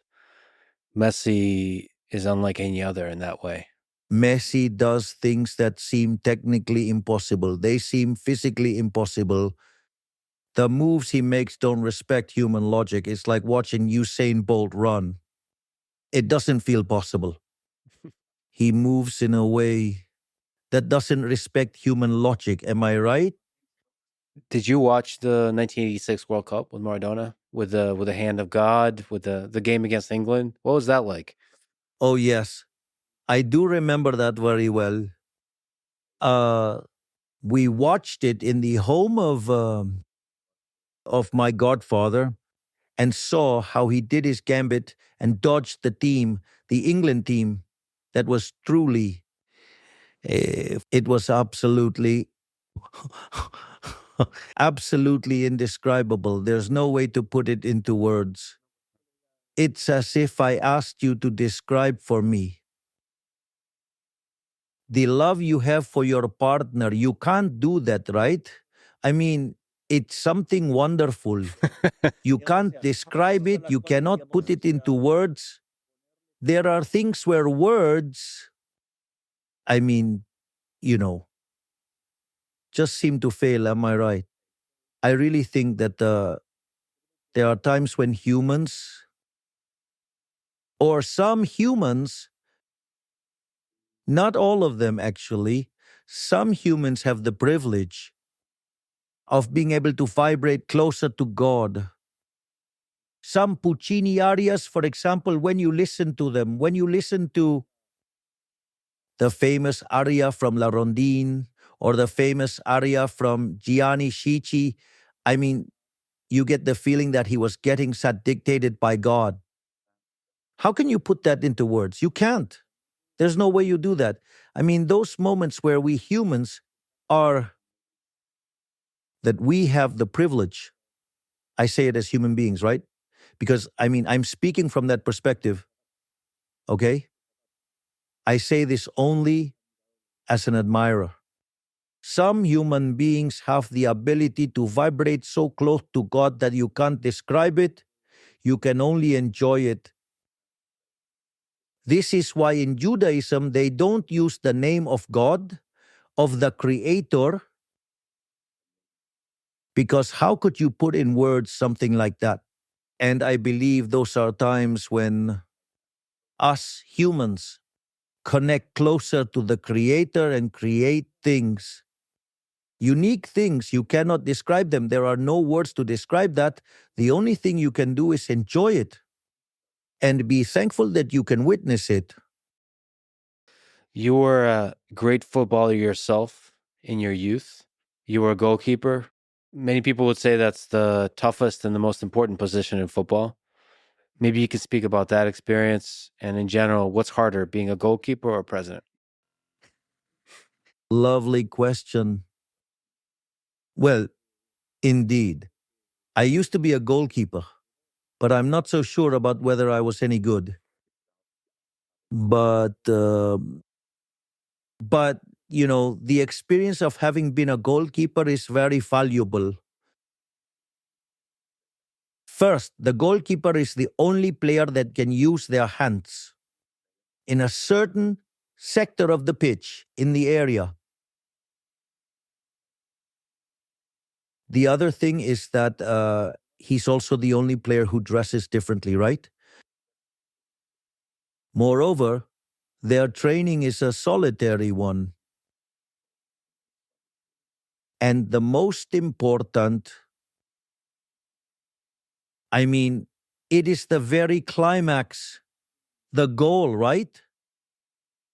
When the goal is called by their team, everyone is celebrating on the other side and the goalkeeper is on his own. And at the same time, he is the one who suffers the most when a goal is scored because he gets the direct impact. In fact, when the goalkeeper makes a mistake, it's an own goal. Imagine a teammate scores a wonderful goal like the one Maradona did. It's marvelous. And that's just one goal. And imagine the goalkeeper picks up the ball and then if they bring it into the area wrongly, it's like two goals. It's a complete lack of proportion. So, therefore, and this, in my opinion, makes goalkeepers have a very strong temperament, right? They are used to being alone, and power is precisely that.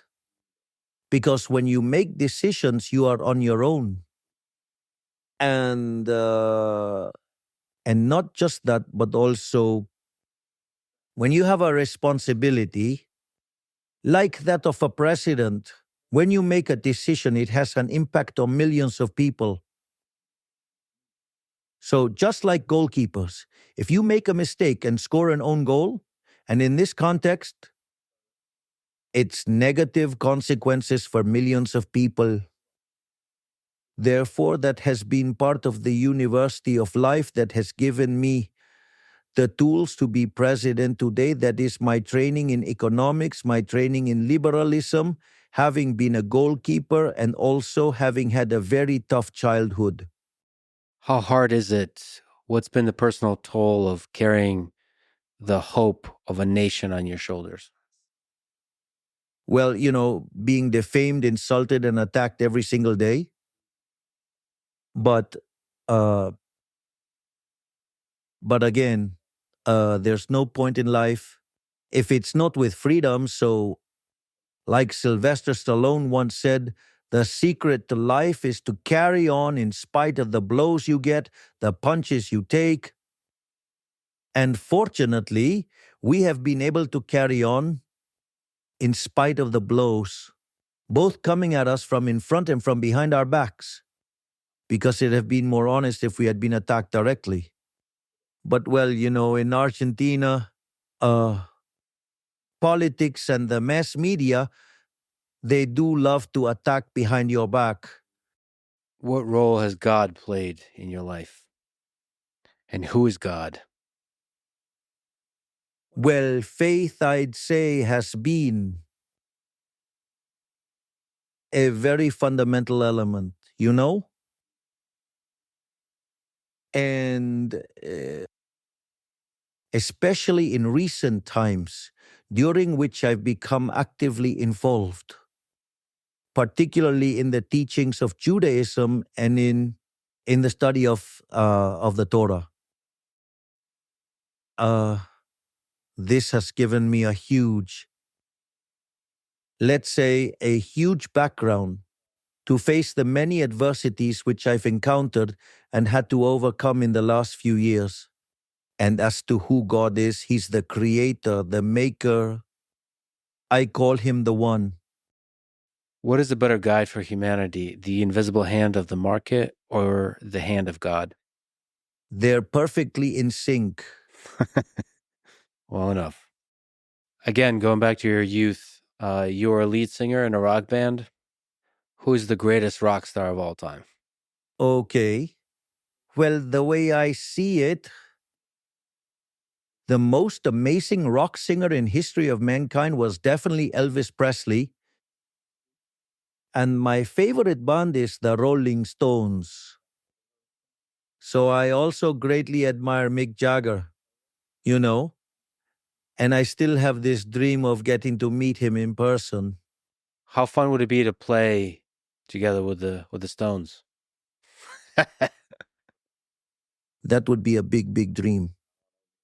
Uh, don't get my hopes up because I set goals and then I go and achieve them. Well, I'm close friends with the band that opens for the Stones, so I would love to see this happen.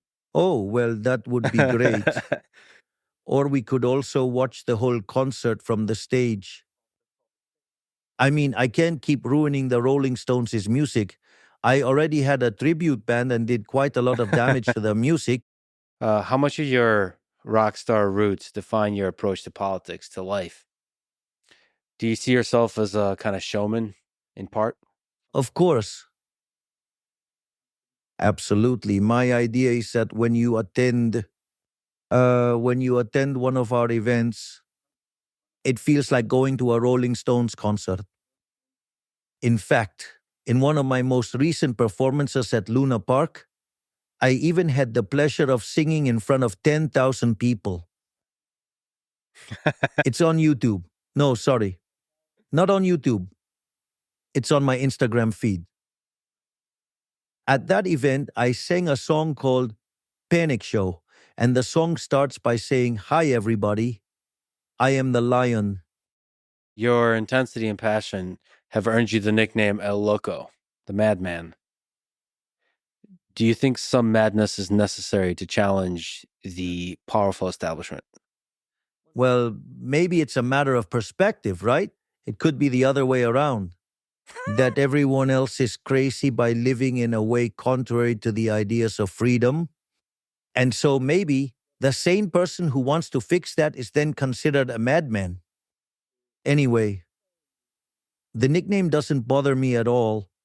In fact, I even enjoy it because I've been called like that since I was 10 years old. So it's not something that particularly bothers me, because it's a nickname that, well, it has been used for many years. But actually, if I present to you the case of San Martin, when he said he was going to cross the Andes to liberate not only Argentina, not only our country, but also Chile and Peru, and people called him crazy.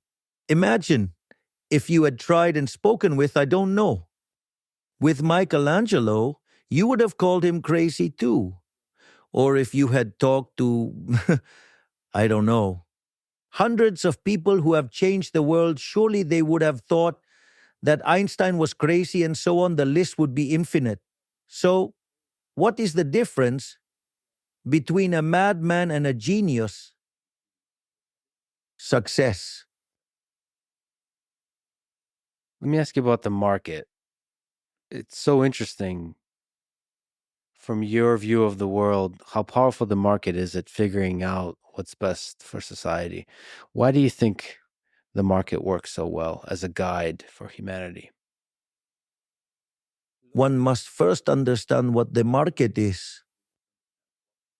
Simply put, the market is a process of voluntary exchange where individuals cooperate through the transfer of property rights, in which private property is upheld. This is the system that drives the allocation of resources.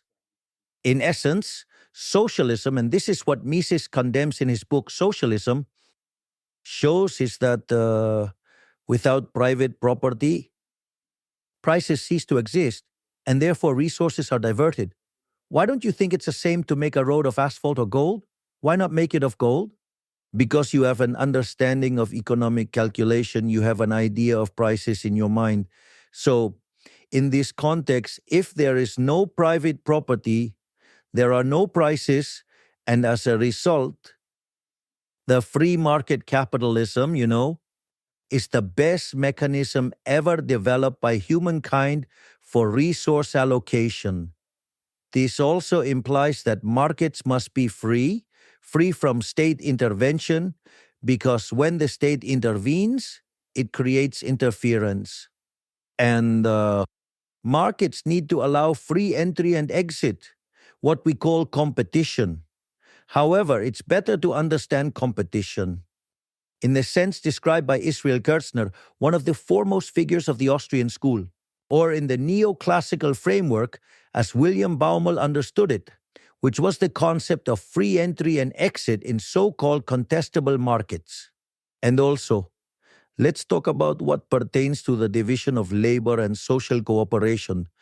The most wonderful thing about capitalism is that you can only be successful by serving others with better quality goods at a better price. If you are successful in the free market capitalism, you are a hero, you are a social benefactor, you are a prosperity machine. So the better you do, the better you do, the better it is for society. This is very important. I remember when I had my first meeting with Elon Musk, and this made me admire him greatly. And this is something my sister commented on too. Elon Musk told me something he does every day. He wakes up every morning thinking about what problem he could fix for humanity. That's amazing. Of course, what is the counterpart? Being successful. Therefore, in that sense, and moreover, in my view, on how the system works, on how the market works, market failures do not exist. That is to say, that is a problem. All right? A problem for neoclassical economies because of the mathematical tools they've used to develop economic analysis, but actually, it's not a real issue in everyday life. It's a problem in the minds of economists. In fact, my latest book called Capitalism, Socialism, and the Neoclassical Trap deals precisely with this issue. Yeah, you've outlined these ideas in Capitalism, Socialism, and the Neoclassical Trap. So the trap is that there's no such thing as a middle ground. It's either capitalism or socialism, and every middle ground ends up in a state of socialism. Well, actually, that is what Mises said. He said that there are only two systems, free enterprise capitalism and socialism. And he also pointed out, and this is proven in Hayek's book, The Road to Serfdom, that any middle ground solution is unstable in terms of capitalism, meaning it tends towards socialism. So when you implement an intervention, it causes government failure, which then triggers further intervention, setting up a trap that results in more and more intervention. And in this context, the neoclassicals, with their market failure theory, are in fact dealing with problems that are fundamentally mathematical. Rather than making the world a better place, they have, if you will, been instrumental in increasing the levels of intervention. Let me tell you something. Well, I have an economist as chairman of the President's Advisory Council. Dr. Damien Radel, who studied here at Harvard University and completed his PhD, was mentored by Kenneth Rogoff, the American economist. And Rogoff has said that Dr. Riedel was his best student. Nowadays, we're actually working with Dr. Riedel specifically on all these issues that arise from, the interventions proposed by the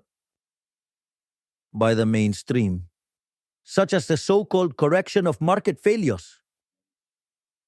And a few days ago, he conducted a survey of search algorithms and policy recommendations, and that resulted in a map painted from red to blue. And, well, the redder it was, the more it was linked to socialism. There was an intermediate thing that was yellow, and blue was free market ideas. And one of the things he discovered as part of that graph or chart was that the largest number of policy recommendations, scandalously, are actually left-leaning. So that is the empirical evidence of what I pointed out in the book, Capitalism, Socialism, and the Neoclassical Trap. You mentioned your four-legged children. What have you learned about life from your dogs? Well, from my four-legged children, I have learned unconditional love. In fact, my name in Hebrew means loyal friend, faithful friend. And on the Chinese horoscope, I am dog. And if there's one thing that defines me is loyalty, being decent. And those virtues, you can find them in those wonderful beings that dogs are who love unconditionally. In fact, they are superior beings, right? Spiritually speaking, in my case, because I don't forget or forgive those who have harmed me. That is to say, all those who have insulted, defamed me, and criticized me. I remember each one of them, but I don't have the greatness needed to forgive them. On the topic of loyalty in politics, I'm sure there's been a lot of people, some people, who have betrayed you. Does that hurt your heart? It depends. Because you sometimes think that you can expect some people to be loyal, and if they betray you, of course, that hurts. But some people, you actually don't expect anything from them, so if there's betrayal, you won't be annoyed or feel bad because you owe it to someone who didn't share your values. But politics does have that, Sometimes many of the people you may come across don't have the values you advocate for, but it's cost benefit.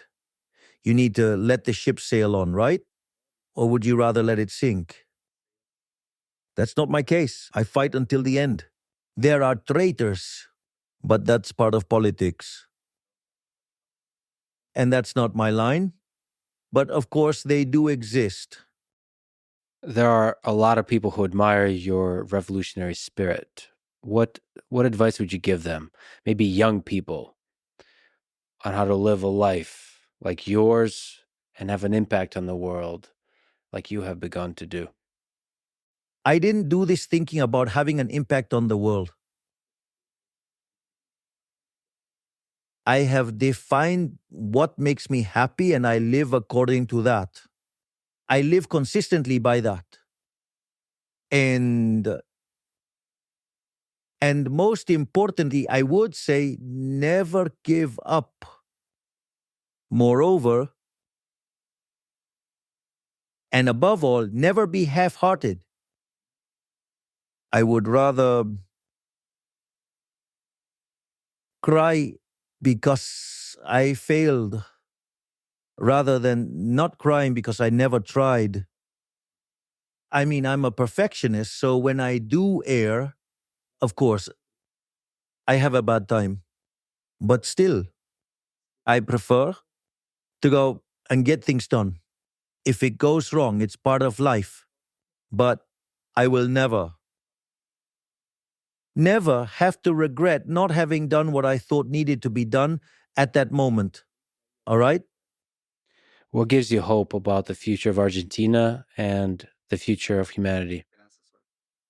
Well, the fact that thanks to social media and to the whole tech revolution going on, every day more and more people are becoming aware of how important freedom is to live in peace and prosperity. And I believe even though bureaucrats and the elites fight untiringly to enslave us, a wave of freedom has been unleashed, which if we do wage the fight, will have a much better world. What does your famous words of Viva la Libertad, how did that come about and what does it mean to you? Long live freedom, damn it. That first started while I was giving my book presentations. At the end of my presentation, I would say, Viva la Libertad, carajo. And that really stuck with me since then. Without thinking about it, throughout my life, it was going to continue being present. In fact, today, my presentations, all of my speeches end with, may God bless the Argentinians. May the forces of heaven be with us, and viva la libertad, carajo. The first phrase reflects my faith in God fervently, and that I'm deeply thankful to the Creator for the wonderful things He has bestowed upon me daily.